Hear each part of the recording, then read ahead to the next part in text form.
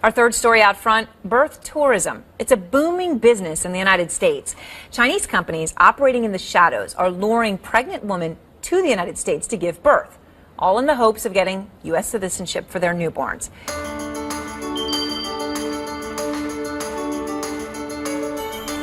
The United States history has been marked by waves of immigration dating back well beyond Ellis Island. Today, its population is practically defined by its wide variety of races and cultures. This is my family. We are from South Korea, and we've been studying in the U.S. for 3 years.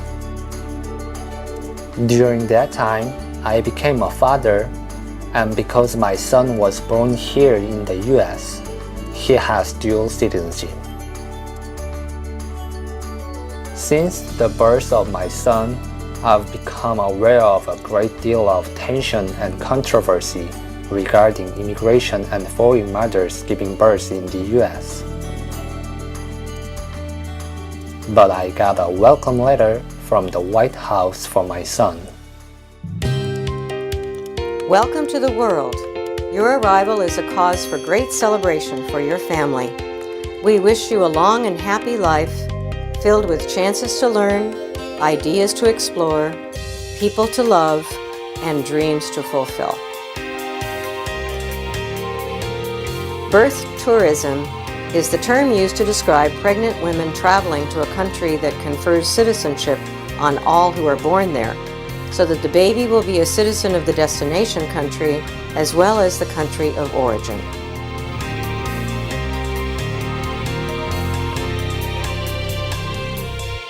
To scrutinize this sensitive issue, I went to visit the LA Times, one of the largest news companies in Southern California.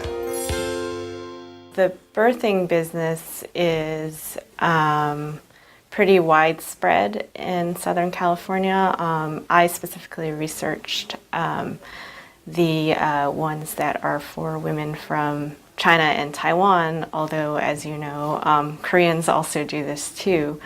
A lot of families who live in Asia want their children to be U.S. citizens, so they will come here to give birth to the baby, who then, because they were born on U.S. soil, are U.S. citizens. And they stay at these facilities that are known as maternity hotels. So that's the business aspect of it.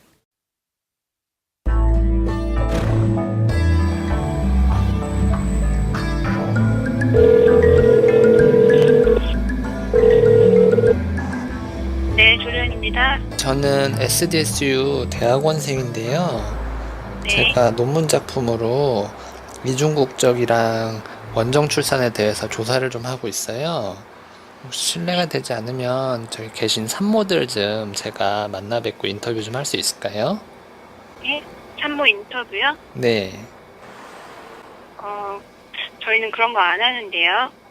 아, 이거 학생 작품이라 뭐 다른 불이익이나 이런 건 없는데. 죄송한데요. 그거 저희 민감한 문제인 거 아시잖아요. 예, 저희 관심 없습니다.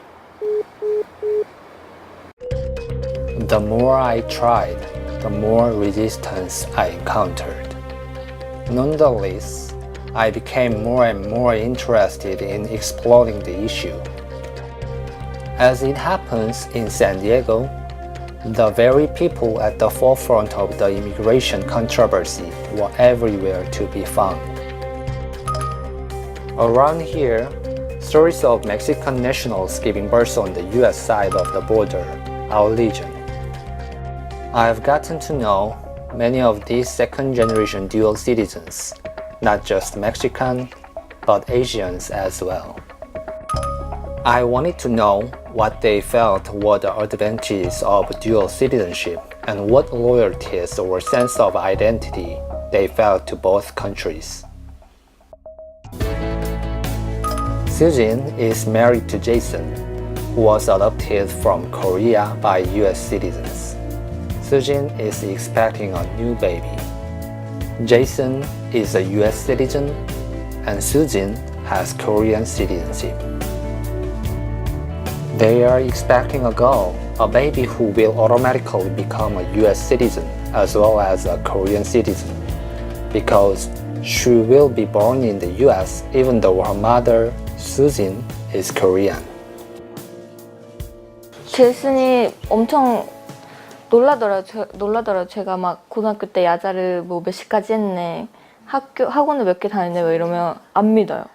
상상도 못해요, 정말. 남편이랑 참 얘기해봤어요? 원정 출산에 대해서? 네, 얘기해봤어요. 뭐래요?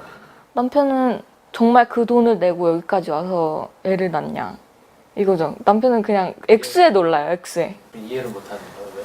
남았으니까. 뭐가 제일 많이 필요해요? 가제수건. 가제수건. 그거는 한국에서 지금 오고 있어요. 아 그래요? 엄마 보내준. 가제수건이나 베네 쪼고리 같은 거, 육팡 이런 거. 아 육팡. 육팡 필요. 그냥 이거는 정말 옷 입고 사다가 그냥 같이 산 거, 하나 더 추가해서 산 거. 애기 리본. 이거 이뻐서. 여기서 사서 한국으로 보내준 거예요? 네. 언니도 딸? 언니도 딸. 아 참, 그러고 보니까 언니가 원정 출산 네. 한번 시도하려고 했었어요? 물어봤어요. 네. 그래서 가격을 말해줬죠. 처음에는 이해를 못했거든요.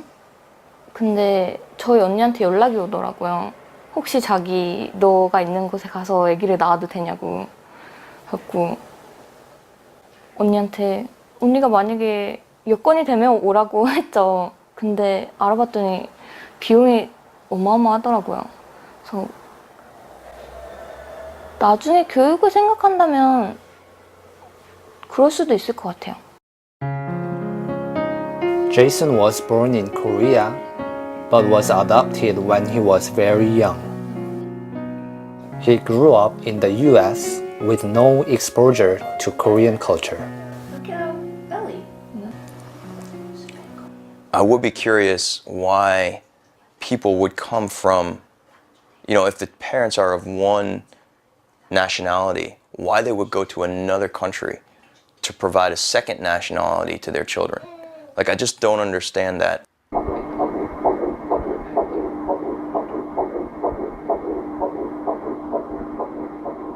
The idea of foreign mothers deliberately giving birth in the U.S. is not easy for him to understand. 많은 미국인들이 원정 출산을 안 좋게 보고 있긴 하지만 원정 출산해서 낳은 아이들이 나중에 커서 미국에 다시 돌아와서 도움이 될 수도 있다고 생각을 해요. A lot of children who were born in the U.S. do indeed return to their home country after getting U.S. citizenship. Then they come back to the U.S. around their teenage years to get a better education. Justin Jae-hyung was born in the U.S., but he grew up in Korea. He has been here in the U.S. for only a year, so we talked in Korean. 한국 사람인 동시에 한국계 미국인이라고 이렇게 생각합니다. 즉, 둘 다라고 생각합니다. 저는. 저 자신을. 저는 반드시 12학점 이상 들어야 된다는 그런 요구사항이 정되는 것도 아니고, 그리고 일을 할 수 있는 권리가 충분히 보장되어 있기 때문에 다른 학생들과 달리 원한다면은 일과 학교 공부를 동시에 병행할 수도 있고요. 그리고 유학생들에 비해서 학비도 싸다는 것은 사실이죠. 그것도 빼놓을 수가 없겠죠. After my interview with Justin, I got a sense that he preferred the U.S. over Korea. 제가 여기서 저를 도와줄 사람만 최소 한두 사람 있다면은 그러면 제가 여기서 평생 살자는 상관없을 거라고 그렇게 생각해요. Most of the Koreans I tried to interview were reluctant to be on camera. This was the case for another group of dual citizenship people I had gotten to know while a student in San Diego.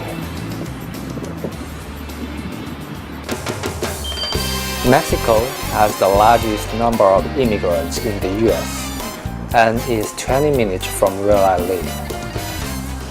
It has long been associated with illegal entry and so-called anchor babies.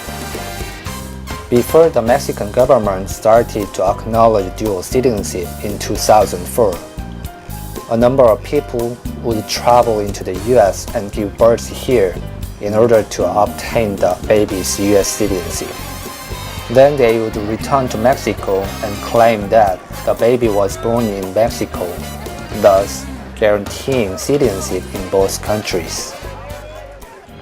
When I knew that, I remember the movie El Lambrista, based on incident known to have taken place at the U.S.-Mexican border in the 1970s.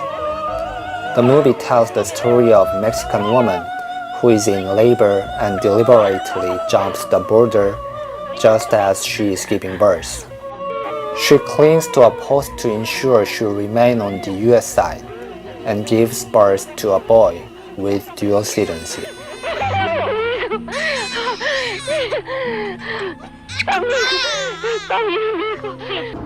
I got to know one such dual citizen who was a classmate of mine. I visited Mexico to meet her family. They spoke to me about their feelings about both countries. Well, sometimes when I come to Mexico to visit my parents, I really feel more free, that there is more liberty here.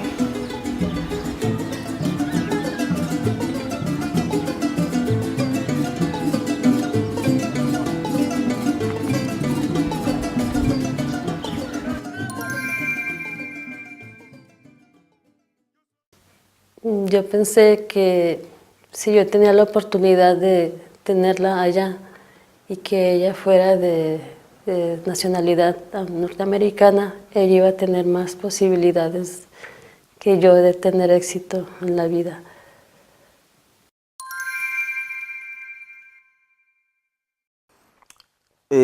Cuando se decide que mis hijas nazcan en Estados Unidos, mi opinión al respecto lo consideré bien, puesto que siempre es mejor tener dos alternativas, o más bien otra alternativa, ¿no?, de vida para un hijo. She has been well educated and she graduated from middle school magna cum laude. When I was growing up, I found out that having two citizenships is good sometimes and sometimes it's not, because sometimes it's more difficult. Entonces cuando ella llegó allá, pues yo soy americana, pero las personas le preguntaban, ¿de dónde eres?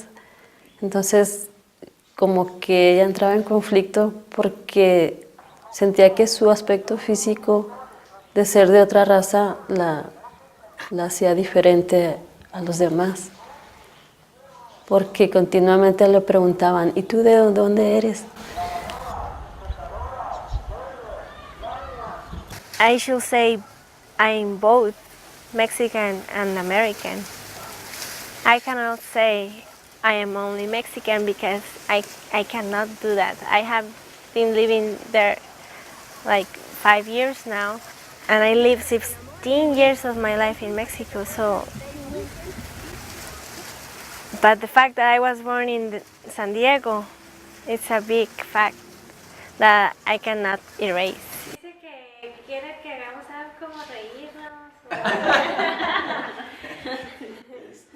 En cuanto a los valores familiares de México y los valores de Estados Unidos,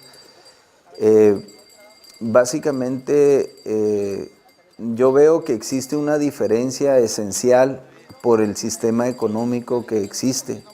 Por ejemplo, en Estados Unidos el capitalismo es más fuerte que en México. The border is 1,969 miles long. It begins in southeastern Texas and passes through New Mexico, Arizona, and California. Finally, the border ends at the Pacific Ocean in California. The U.S.A. spent $90 billion for securing the U.S.-Mexican border over 10 years. Increased security has made illegal crossing more difficult and much more dangerous, causing the number of illegal immigrants to have dropped dramatically since 2008. But many still attempt to cross. Customs and Border Protection reports that it's about 500,000.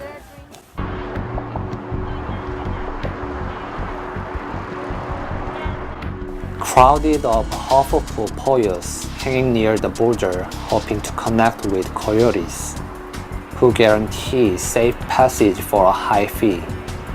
At least $2,000 is needed for doing this.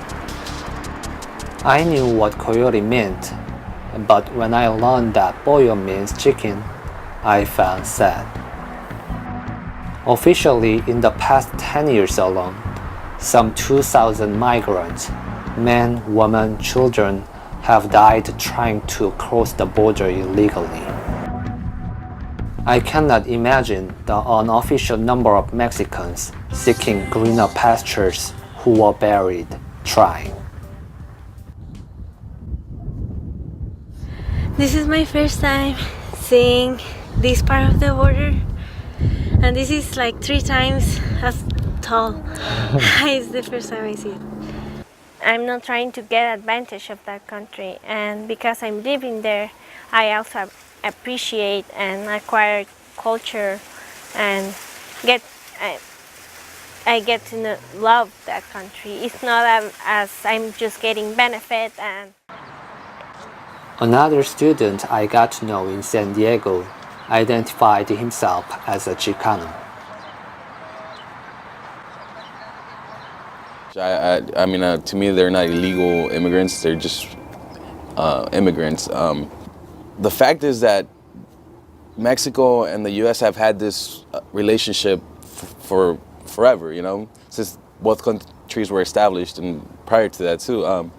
I understand, you know, families come here and there's that history, there's that connection, and obviously they have babies, you know, so it's part of life. It's not, you know, it's just ignorance to try to demean a community by calling their children anchor babies. Some people have said that foreign mothers aim to get a green card through their dual citizenship child, calling that child an anchor baby. But I want to ask, what happens after 20 years?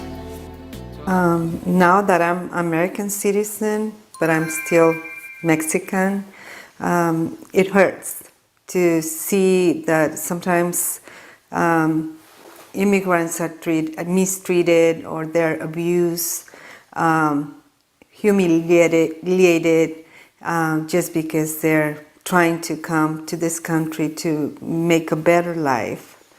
I like to know who in this country can say I'm native.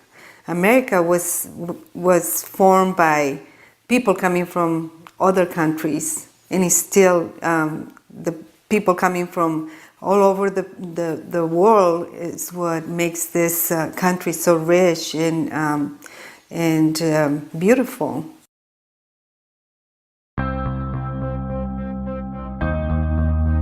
As is implied by the phrase, the American dream, the U.S. is a land of opportunity for many people.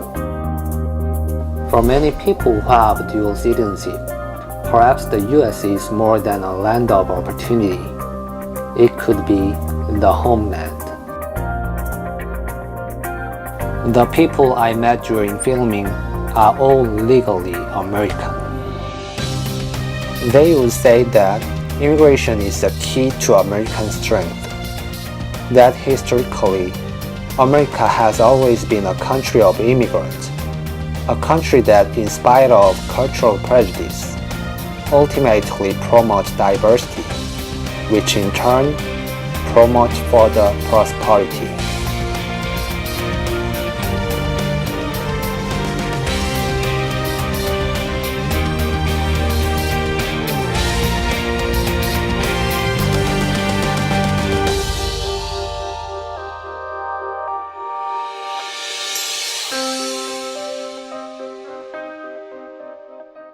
미국은 제 아이가 자랄 나라. 한국은? 한국은 제가 항상 그리운 제 나라.